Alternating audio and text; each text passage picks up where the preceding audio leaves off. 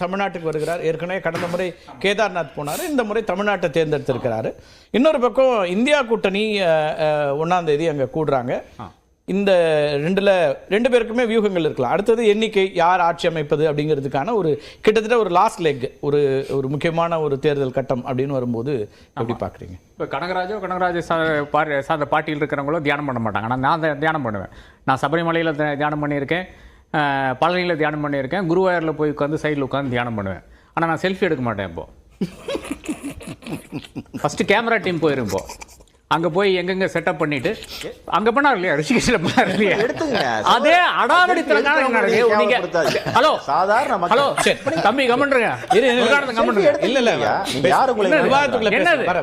என்னது camera team போகாதுன்னு சொல்லுங்க. முருகானந்தம் ஆர்கே விவாதத்துக்குள்ள என்ன எது ஒரு விமர்சனம் இது ஆர்ஜேடி கேட்கல.